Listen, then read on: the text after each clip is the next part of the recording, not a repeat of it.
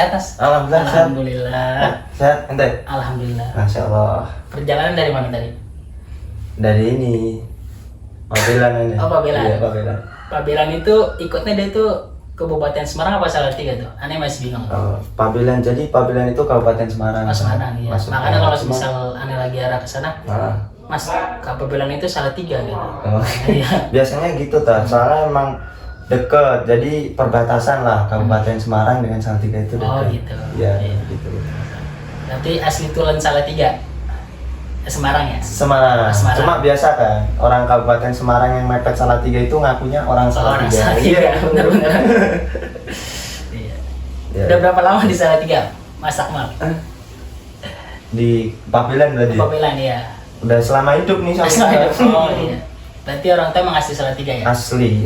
Salatiga. Oke, Mas Akmal. Sebelum memasuki tema mungkin ya, tema kita kan tentang Oke. kenapa sih hukum itu seperti pisau? Nah, gimana tuh penjelasannya? Namun sebelum ke situ, mungkin Mas Akmal bisa memperkenalkan diri dulu kepada audiens. Monggo Mas Akmal. Siap. Terima kasih Kak. Ya. Perkenalkan, nama saya Muhammad Akmal Wafar. Saya asli Pabelan. Kebetulan juga mengambil jurusan hukum. Berarti sekarang udah semester berapa nih? Alhamdulillah udah sidang. Udah sidang. Oh Alhamdulillah. iya. Berarti tinggal nunggu waktu wisuda ya? Ya. Alhamdulillah. Sama kan kantor ya? Alhamdulillah. ini juga. Alhamdulillah, Masya Allah. Sebenarnya dia tuh juga eshum guys ya, tapi karena tasawufnya tinggi, jadi nggak mau eshumnya nggak dulu. Jadi sama aja sih sebenarnya, saya kan juga masih inilah sama-sama kurang lah. Iya, masih Cuma nggak sama. apa-apa kan kita diskusi santai, Santai, gitu ya Ustaz ya. benar-benar. Masya Allah. Lebih baik ilmu sedikit bermanfaat, tapi daripada banyak tidak bermanfaat. Betul loh, Masya Allah. Bagus banget nih guys. Yes, iya. Yuk. Berarti kuliah di mana? UIN Solo apa Semarang nih? Ulun saya di ini, Ulun Cirebon. Cirebon. Enggak bercanda. Bercanda, iya, bercanda. Jadi saya UIN Salatiga. Salatiga. guys, ya. Salatiga. Berarti ngambil jurusan hukum ya? Hukum. Hukum itu berarti kalau di Salatiga masuknya fakultas apa tuh? Fakultas Syariah. Syariah. Ya. Oh, syariah. Di Fakultas Syariah itu terdiri dari berapa program studi? Oke. Jadi di Fakultas Syariah UIN Salatiga itu terdiri dari 3 program studi. Guys, yang pertama hukum tata negara, yang kedua ada hukum ekonomi syariah, dan yang ketiga ada hukum keluarga Islam. Oh, Begitu Islam. Pak. Nah, kalau Mas Akmal sendiri ngambilnya yang jurusan apa tuh? Kebetulan saya hukum ekonomi syariah. Ekonomi syariah. Masya Allah. Ya, Karena ya awalnya gini, gimana? saya tuh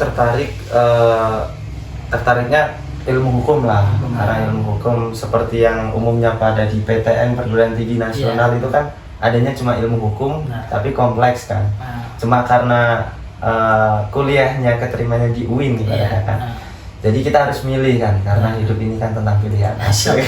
Iya, benar-benar. Ya kan. Jadi awalnya sempat pengen hukum tata negara. HTN ya? ATM. Cuma jadi ke HES karena dari beberapa pertimbangan, Nah, terus karena HES pun juga jurusan yang baru yang lagi tren di zaman sekarang, oh iya, ibaratnya benar. yang saya rasa lebih akan luas juga prospek pekerjaannya, makanya saya ambil hukum ekonomi syariah begitu. Nah, Jadi kalau nah, hukum ekonomi syariah itu kita bisa belajar hukum, kita bisa belajar ekonomi, kita juga dapat syariah, dapat tiga-tiganya dapat tiga guys. itu, iya. Ya, begitu Ustaz. gitu. Oke. Berarti kalau boleh tahu ya, Ya. awal mula niat emang masuk jurusan hukum itu kenapa? Apa karena emang melihat Indonesia ini lagi porak-poranda terus ada inisiatif pengen masuk hukum apa Oh. gimana? Latar belakangnya gitu. Menghindari matematika. Oh, bisa jadi. Iya, iya. Benar-benar. Ya karena Oh, di hukum berarti nggak ada? ya bukannya nggak ada, cuma jarang. Oh, jarang. Hitung-hitungan jarang. Oh iya iya. Jadi dulu tuh gue sebenarnya ini Apa tuh? ambilnya kan IPA kan SMA. Oh IPA. Nah, jadi agak inilah, agak nggak linear lah. Karena dari IPA kan biasanya kan ranahnya kan ke Tadris IPA. bukan yang SMA-nya, yang SMA ya bisa jadi sih Iya. tadris IPA, pendidikan Iya. IPA, kedokteran atau yang berbau saintek lah. Benar-benar. Cuma karena melihat kemampuan sendiri, Iya. Terus menghindari matematika tadi, saya kan lebih suka ke teori, hafalan gitu, makanya saya tertarik di dunia hukum. Masya Allah. Ambil jurusan hukum lah gitu kan. Ya. Cuman terkadang begini Mas Akmal, Oke. dari teman-teman itu ada yang masuk jurusan hukum Iya. karena dia itu merasa bahwa saat ini mungkin negara kita ya Iya. lagi mengalami porak-poranda Iya, masalah ya seperti pisau tadi lah, sesuai tema kita. Betul. Nah, terus juga ada titipan pertanyaan nih dari teman-teman. Maksud dari judul itu gimana sih? Kok hukum itu kayak pisau? Mungkin bisa menjelaskan. Siap. Jadi lebih tepatnya itu kalau di negara kita, di negara Indonesia, Iya. slogan anak hukum kan gini kan, Indonesia negara hukum gitu kan. Ah iya benar-benar.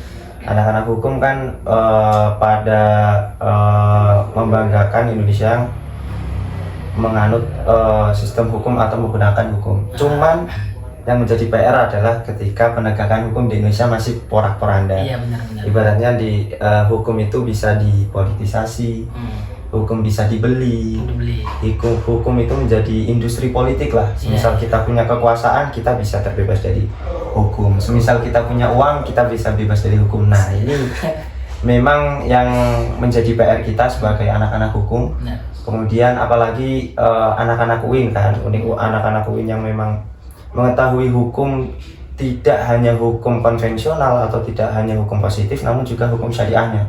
Nah ini kan juga biasanya anak UIN kan hablum minallahnya bagus gitu biasanya iya.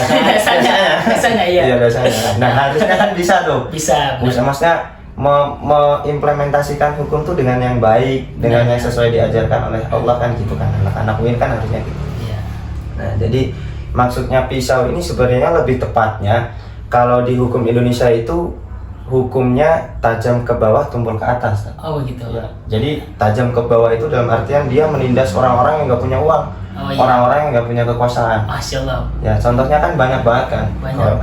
Kayak seperti kasus nenek yang mencuri kayu bakar, Iya betul. terus dihukum berapa tahun, terus adalah banyak ya pokoknya kasus-kasus yang memang dia itu gak punya kekuasaan, gak punya power, gak punya money kan, gak punya uang, jadi dia akan menindas. Tapi tumpul ke atas, hukum itu akan tumpul terhadap orang-orang yang memiliki power, kekuasaan, politik tadi. Dia kan absolut kan, ibaratnya kan, wah udah punya kekuasaan, semua bisa diatur, semua bisa dibeli.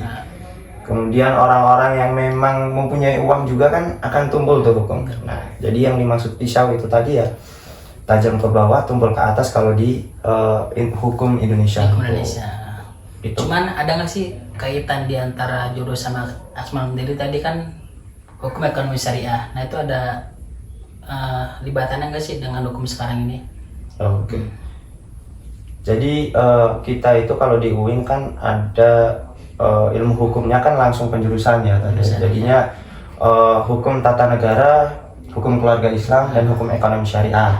Nah, tapi pada dasarnya itu yang kita pelajari itu sama dalam artian pertama kita ada hukum positif. Hukum positif itu hukum yang digunakan oleh Indonesia yang mengadopsi dari hukum Belanda. Oh iya. Itu KUHP yang menjadi dasar kita itu diambil dari Bergilits Wetboek kalau nama Belandanya itu. Bergilits Wetboek. Kemudian ada KUH Perdata juga. Nah itu kan mengadopsi dari Belanda. Ya karena untuk sejarahnya kan dulu kan kita dijajah oleh Belanda dan kita masih buta akan dunia hukum, dunia apapun kan. Jadi kita mengadopsi itu karena ya memang pada kondisi waktu itu memang kita masih jahiliyah lah katanya gitu ya. Masih bodoh-bodohnya lah ya. Nah. Begitu. Jadi kalau hukum ekonomi syariah itu ya juga akan nyambung karena di hukum ekonomi syariah pun belajar hukum pidana, belajar hukum perdata, belajar hukum positif, belajar hukum pailit juga ada, belajar hukum tata negara juga adalah kompleks komprehensif gitu. Cuman begini Mas Akmal, biar kita agak relax, biar tenang, siap. bisa sambil siap. Tadi ini ada sponsor teman-teman ya, langsung dari Fruity, sama tadi sponsor dari Sukro. Untuk teman-teman yang pengen beli langsung aja check out di bawah ini ya. Di bawah ini, cek it out. Oke. Thank you banget nih Tat. Siap aman. Siap, aman. Mumpung ada endorse, nah kalau nggak ada kan kita minum air putih doang. Ya bener ya. Boleh nambahin sedikit nih Tat. Oke, siap. Apa tuh? Jadi yang dimaksud kembali lagi ke tema kita ya, yang Hukum kayak pisau. hukum itu kayak pisau. Nah, Itu sebenarnya kan kita sebagai anak hukum itu ada apa ya katakanlah bukan monumen sih, Monas. dasar ada inilah Dewi Justisia kalau anak hukum itu. apa tuh artinya tuh? Dewi Justisia itu patung hukum. Kalau ente nyadar nih ya, kalau di pengadilan negeri, pengadilan agama itu ada patung cewek. Iya. Dia berdiri, dia pakai timbangan, matanya tertutup, dia pakai pedang pisau tadi, tapi pisaunya ke bawah, ini ke bawah, Oh, ini arahnya ke bawah. Oh. Nah, itu sebenarnya ada filosofinya. Apa filosofinya? Jadi enggak ya. Ya, sambil orang aja. Sorry.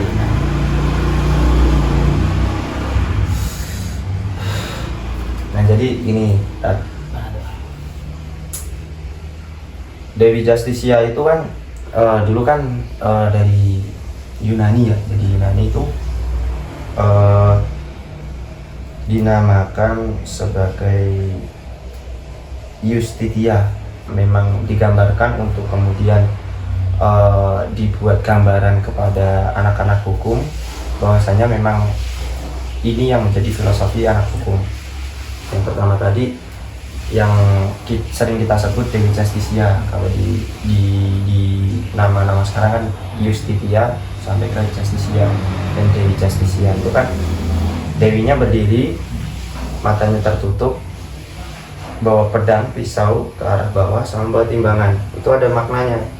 Pertama, yang matanya tertutup itu menandakan bahwasannya hukum itu tidak memandang kekuasaan, tidak memandang politik yang seharusnya ya, yang hukum seharusnya itu tidak memandang latar belakang betul.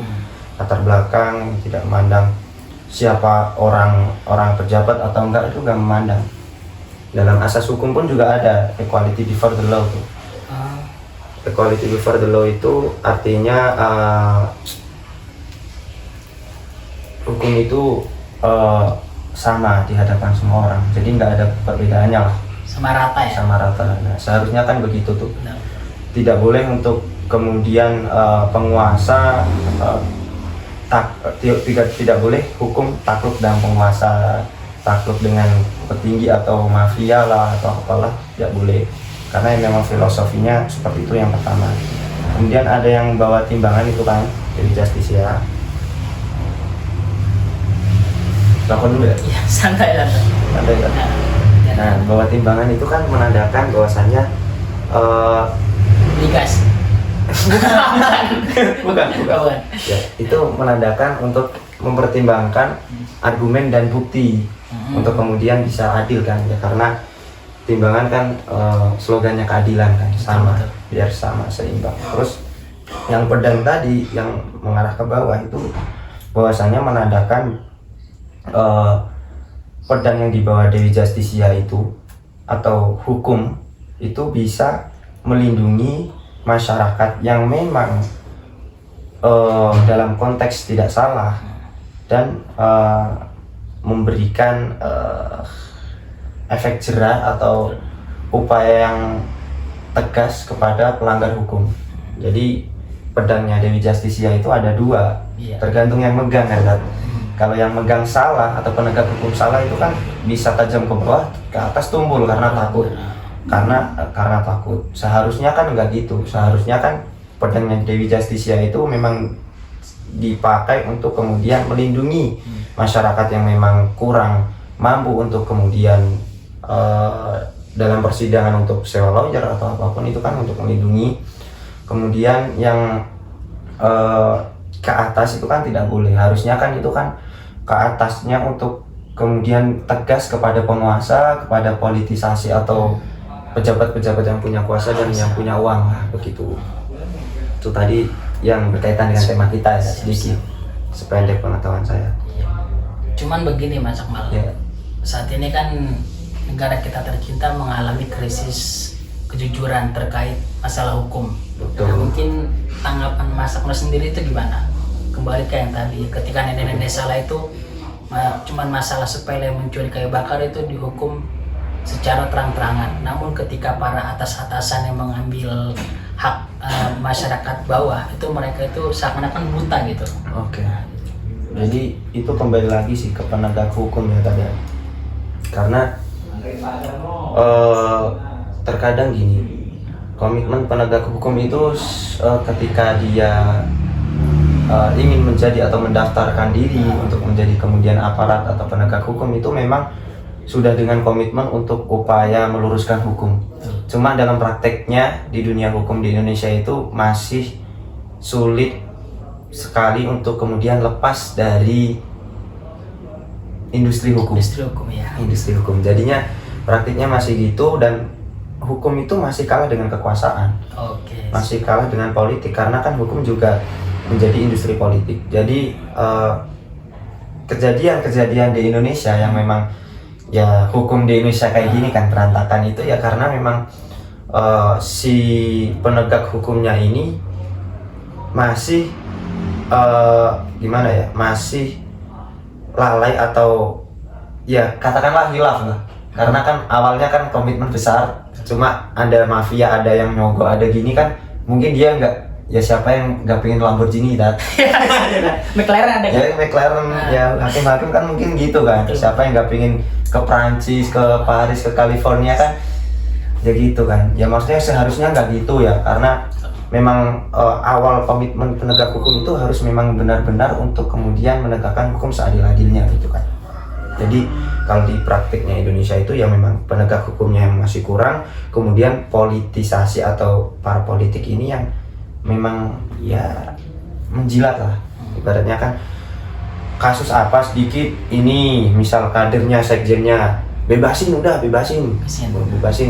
Semisal enggak langsung banding nanti di pengadilan tinggi, udah bebasin aja, udah. Ya. Yang ikut semua penegak hukum siap gitu. Iya, kalau istilah Jawanya derek mawon lah. Nah, derek mawon. Cuman kira-kira ada nggak sih tips and trick agar kita bisa memberantas hukum terkait yang tadi gitu? Oke.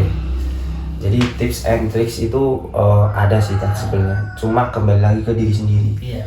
Karena yang saya tahu yang saya ambil dari ini mantan Hakim Agung, Mahkamah Agung tahun berapa saya lupa ya. Ya. Yang sekarang udah almarhum. Namanya kalau nggak salah Artirjo Alkostar. Iya. Nah itu bilang kejujuran itu tidak bisa tidak ada sekolahnya kejujuran. Cuma kejujuran itu harus ditanamkan. Nah karena untuk memperbaiki hukum kan kita harus jujur kan. Kita harus jujur dan kembali lagi ke pribadi kita kan masing-masing. Misal kita semua kok bisa jujur bersih, benar-benar jujur tulus, pasti akan hukum akan berjalan dengan prosedur kan. Dengan maksudnya nggak takut kekuasaan, nggak takut ini kan ya akan damai lah sesuai dengan esensi hukum. Cuma kan karena itu, jadi yang saya pegang yaitu dari almarhum itu Artirjo Alkostar, bahwasanya memang jujur itu hanya bisa diciptakan, ditanamkan di hati seseorang, tidak bisa ada sekolahnya, tidak bisa. Iya, siap. Berarti terkait tips and trick untuk pemberantasan itu ada, cuma kembali ke diri masing-masing. Ya, menurut saya gitu udah. Oke, siap. Karena ya memang kalau nggak menurut, semisal kita komitmen jujurnya memang belum terbangun ya untuk karakter buildingnya ya. Iya betul.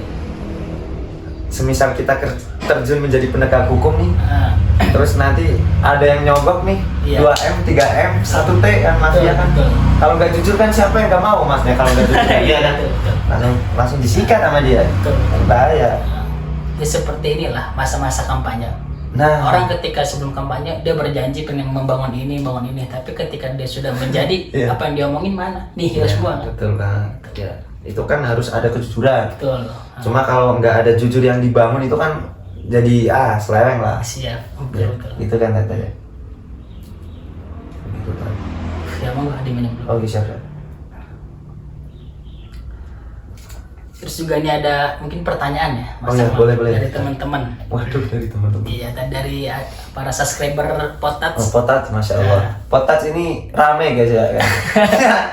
Amin. Amin. Nah, Gimana kira-kira tuh?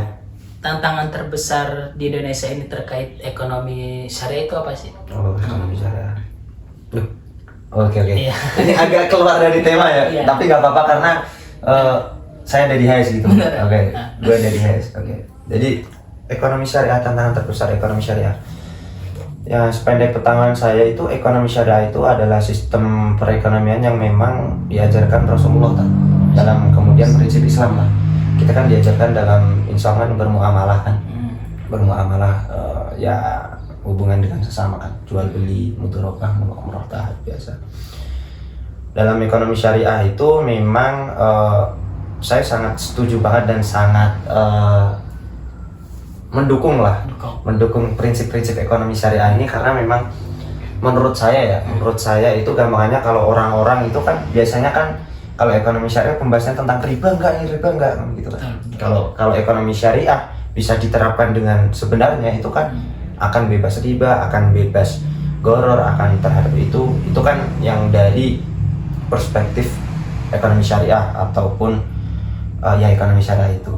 Cuma tantangannya ketika ekonomi syariah ini diterapkan gitu ya, maksudnya gitu ya, diterapkan di sekarang itu mungkin karena kita kan sudah dari dulu kan didahului oleh konsep-konsep ekonomi apa ya, ekonomi yang memang menggunakan ekonomi modern lah ibaratnya, ekonomi konvensional, perekonomian perbankan, kemudian sistem mata uang fiat dan lain-lain itu kan udah lama banget. Dan ekonomi syariah yang dari timur, yang dari Arab, yang dari Rasulullah kan nggak begitu pesat di seluruh dunia, meskipun beberapa ada, cuma nggak begitu luas gitu. Jadi masih sedikit dan minim yang mengetahui akan konsep ekonomi syariah.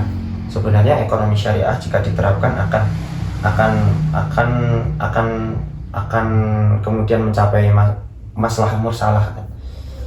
Jadi kita tahu kan dengan masalah mursalah kan. Jadi bisa akan ada kebaikan dan keharmonisan lah dengan kita bertransaksi sesama manusia itu akan banyak. Cuma tantangannya yaitu karena memang menurut saya karena memang di ekonomi syariah itu masih belum banyak yang mengetahui prinsip ekonomi syariah, kemudian masih belum kurangnya edukasi tentang ekonomi syariah. Jadi orang-orang atau masyarakat seperti ya kita yang mungkin kurang memahami akan konsep ekonomi kapitalis atau ekonomi modern atau ekonomi kontemporer atau ekonomi syariah itu kan juga mungkin akan ngikut aja kan, ya udah yang penting gini, perbankan konvensional gini ya udah ada bunganya gini, jalan aja kan, hanya ngikut cuma karena mungkin memang kurang FOMO. Ya FOMO. Nah gitu, jadi ya tantangannya itu. Iya. Terus juga nih ada pertanyaan yang kedua ya Mas Akmal, dari teman-teman. Mas Akmal kan dengan latar belakang jurusan ekonomi syariah, ya hukum kan? Ekonomi syariah. Ya. Nah, terus juga tadi fakultasnya syariah. Ya, betul. Nah di fakultas syariah itu kan terdiri dari 3 jurusan ya Mas Akmal. Nah mungkin di antara 3 itu ada nggak sih korelasinya? Terus juga apakah bisa di antara 3 itu diimplementasikan di Indonesia ini gitu? Oke. Jadi akan bisa banget. Akan bisa banget karena saya setuju banget dengan sistem syariah di UIN Salatiga ini. Ya enggak di UIN Salatiga sih, di PTKIN atau Perguruan Tinggi Keagamaan Islam ini menerapkan bahwasannya kita itu kalau di UIN itu memiliki 2 kelebihan lah. Dalam artian kita juga paham hukum positif, hukum konvensional, kita juga paham hukum Islam. Nah, semisal itu diterapkan terhadap kehidupan yang sekarang itu akan enak dalam artian kita paham prosedur hukum positif dan konvensional dan dibentengi dengan tasawuf, dengan kemudian hukum Islam yang sebenarnya itu yang gimana sih gitu, yang diajarkan Rasulullah, yang kemudian hukum dari Allah itu gimana kan bisa diadopsi. Karena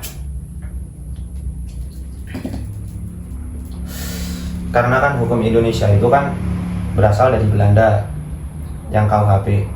Meskipun gak hanya itu, kita kan ada kompilasi hukum Islam yang ada di HKI itu. HKI biasanya kan hukum keluarga Islam. Hukum keluarga Islam kan ranahnya ke fikih.